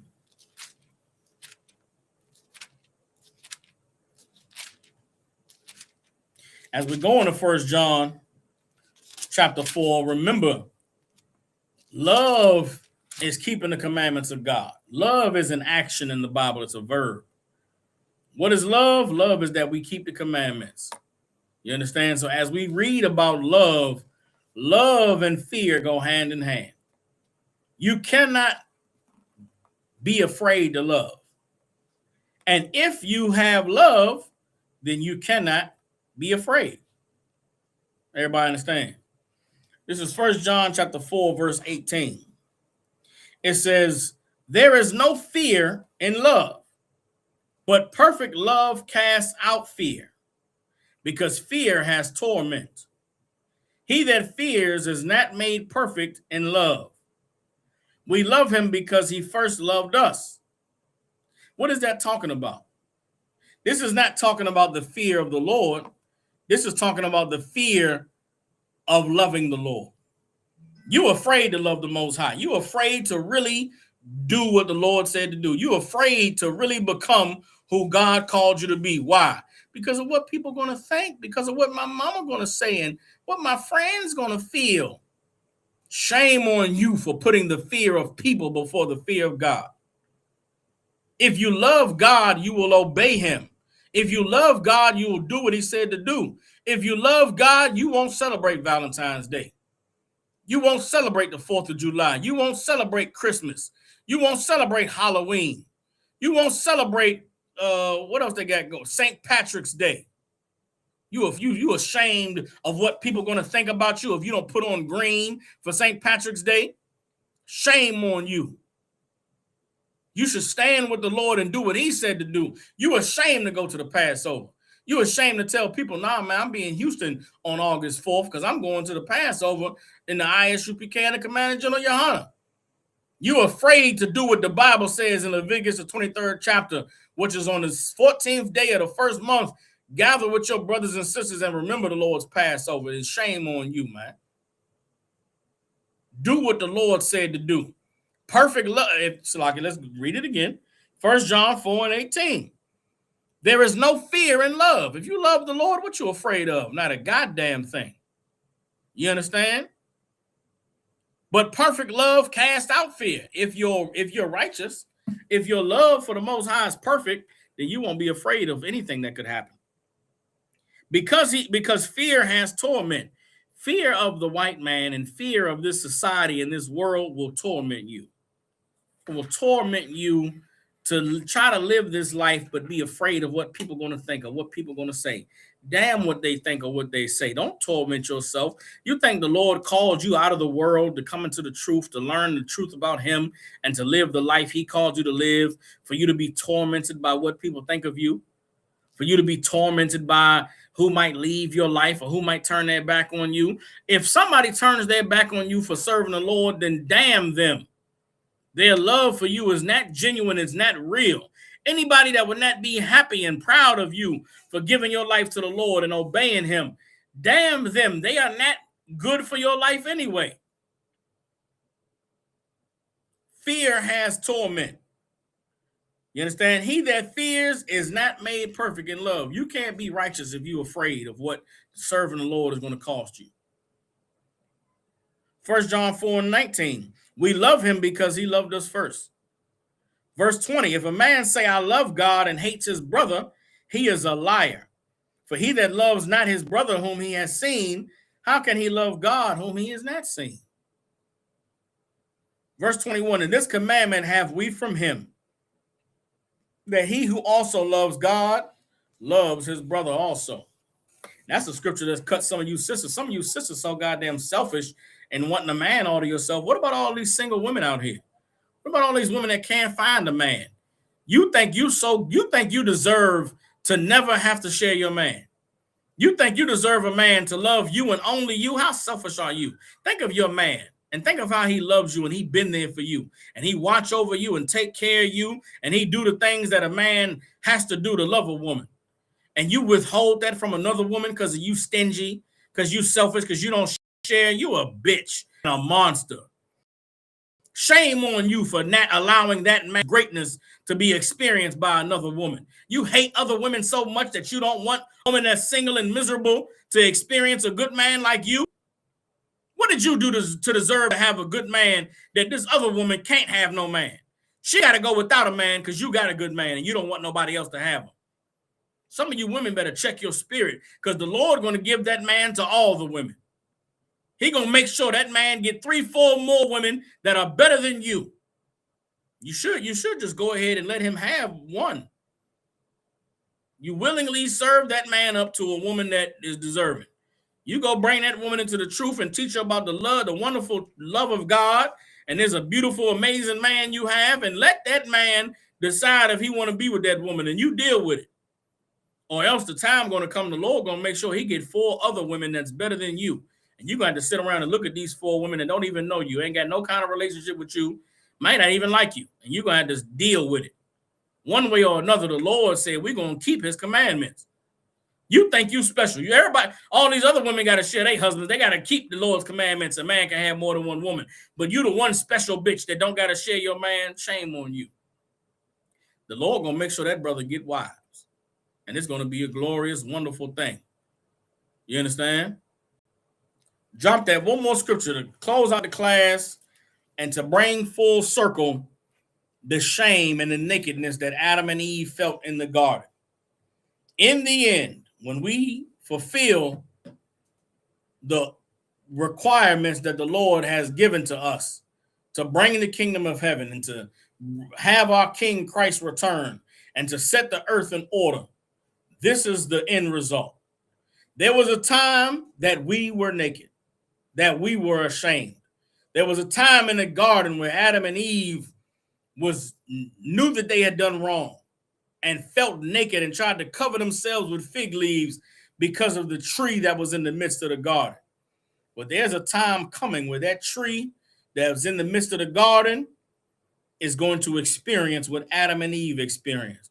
And we are in that time now. The Lord is revealing the truth about our oppressor, and they are ashamed. You understand? They are afraid. Them Epstein files and the evil in the government and all the things that are being uncovered, they know that we can see them for who they are, and they don't like it. And it's going to increase. And the day when Christ returns, all of the records of the history of the earth are going to be laid bare.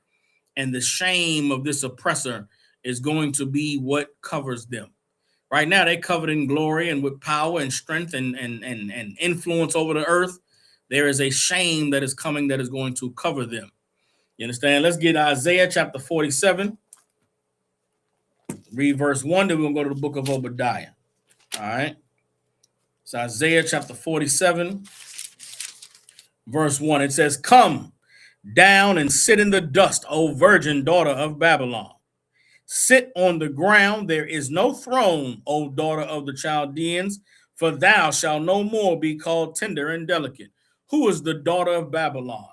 Who is the daughter of the Chaldeans? It's America. It's the Western powers of this earth today. It's the white man. You understand? The white man is the virgin daughter of Babylon. The white man was the serpent in the Garden of Eden. The tree in the midst of the garden of the knowledge of the good and evil was the culture and the way of life of our oppressor. It's the culture and the way of life of the serpent. And they make it seem as though joining them would make you wise and would make you rich, and it's a wonderful life. But then you join them and you get molested. You join them and your children get sex trafficked.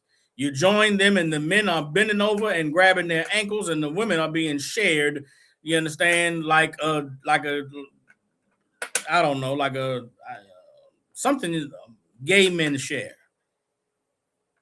You join your oppressor and experience everything horrible, drug addiction and,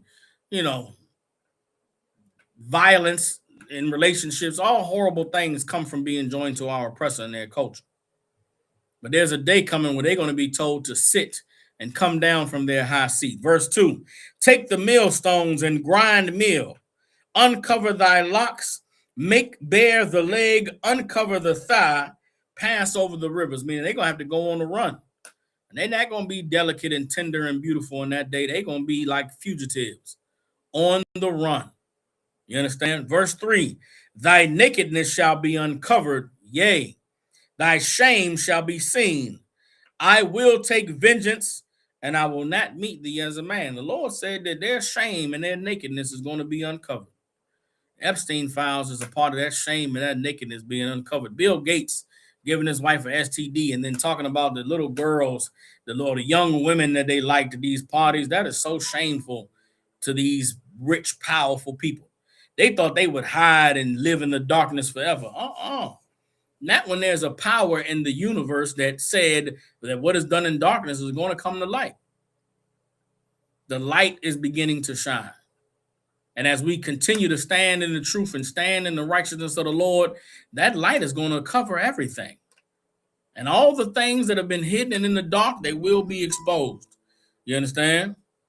Drop that. Let's get Obadiah. I believe it's verse 8 or 10, and then we'll close out the class, all right? Again, these things that you're learning in the Israelite School of UPK, you're not going to learn nowhere else. You never get this breakdown and get this understanding anywhere. You understand? It is the Most High that has revealed this truth to his priests, the prophets, and the Lord has allowed us today to be able to deliver it to those who are seeking and searching to find the truth. This is Obadiah chapter 10. It says, for thy violence against thy brother Jacob, shame shall cover thee, and thou shalt be cut off forever. Who is this talking to? This is talking to Edom. Let's just get it. Obadiah chapter 1. Well, Obadiah is just one chapter, but verse 1 in Obadiah. The vision of Obadiah, thus saith the Lord God concerning Edom. Who's Edom? The forefather of the white man. Edom is the white race. God says, for thy violence against thy brother Jacob, shame shall cover thee. You understand? Shame is what's coming for our oppressor, for the evil that they've done against us and done in the earth. And their culture and their way of life is rebellion against the Most High. And it is the consequences of rebellion against the Most High that God never wanted for Adam and Eve to learn, which is why he told them not to eat of the fruit that was in the midst of the tree. That was in the tree in the midst of the garden. And that fruit was the knowledge of the culture and the way of life of our oppressor. Adam and Eve left the truth and dabbled in sin and were shamed and naked for it. And the Lord punished them. And that fear that Adam and Eve learned after disobeying the Lord is the fear that we need today to do the right thing, to be righteous, to serve the Most High, and to be the people that he called us to be. With that, we're the Israelite School of Universal Practical Knowledge out of 1 West 125th Street in Harlem, New York. Since 1969, we have been teaching so-called Blacks, Hispanics, and Native Indians the truth according to the Bible. What is the truth? The truth is that so-called Blacks, Hispanics, and Native Indians descend from the greatest people that have ever walked the face of the earth. The Bible identifies us as the lost 12 tribes of the nation of Israel. And in the year 2026, there is nothing more important than for God's chosen people to learn the truth of who we are, where we come from, and what our purpose is on the earth. All you brothers and sisters tuning in, if you got family, loved ones, people you care about in Memphis, Tennessee, and surrounding areas, get them in contact with the ISUPK. We got a Passover coming up April 4th, man. Pay your tithes and support the truth. You know, be who the Lord called you to be. Partake in the things the Lord commanded us to partake in, and experience what life is like when you can be holy and not ashamed of it. With that, I'll see y'all for class tomorrow. Shalom.